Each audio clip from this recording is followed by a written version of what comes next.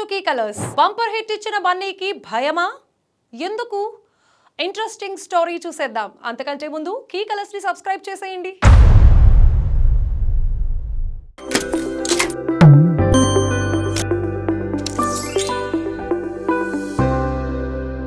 Pushpa 2 bumper hit తర్వాత బన్నీ మంచి swing లో ఉన్నారు. 1800 కోట్ల వసూళ్ల తర్వాత వచ్చే సినిమా మామూలుగా ఉండకూడదు అనే కమిట్మెంట్ కనిపిస్తోంది.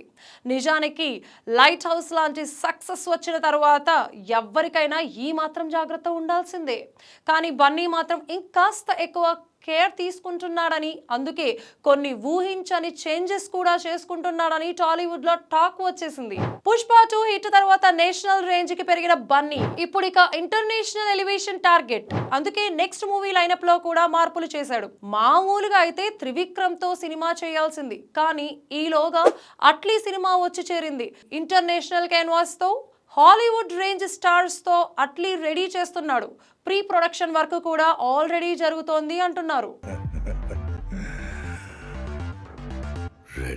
జవాన్ లాంటి హిట్ తో అట్లీ బాలీవుడ్ ని అట్రాక్ట్ చేశాడు. ఆ తర్వాత కాస్త ఫంబుల్ అయినా మళ్ళీ ఇప్పుడు ట్రాక్ లోకి వస్తా అంటున్నాడు. అసలు ఎవరు ఊహించినట్టుగా హార్డ్ కోర్ హిందీ బెల్ట్ లో బన్నీ పుష్ప 2 తో చేసిన వసూళ్లైతే అసలు రికార్డులు బ్రేకింగే. అందుకే ఇద్దరి కాంబినేషన్ మీద మంచి అంచనాలు వచ్చేసాయి. ఇదంతా సరే, ఇంతకీ బన్నీ భయం సంగతి ఏంటి? టాప్ ఎలివేషన్ లో నిలబెట్టుకోవాలని బన్నీ ఆరాటమా? ఆస్ట్రాలజీ ప్రకారం పేరులో కూడా మార్పులు చేసుకుంటున్నాడు అనే మాట వినిపిస్తోంది. గతంలో కూడా ఇలాగే స్టైలిష్ స్టార్ నుంచి ఐకాన్ స్టార్ గా మారడం వెనుక కూడా చాలా కథే నడిచింది.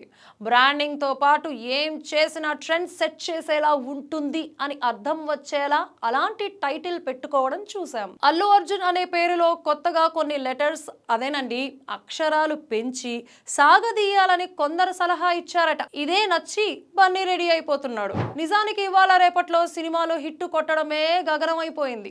అలాంటిది దేశంలోనే టాప్ గ్రాఫర్స్ లో ఒకటిగా ఉన్న హిట్ ఇవ్వడం అంటే అస్సలు మాటలు కాదు. కానీ ఆ తర్వాత అంచనాల విషయంలో ఎలాంటి అడుగు వేస్తారు అనేదే చాలా ఇంపార్టెంట్.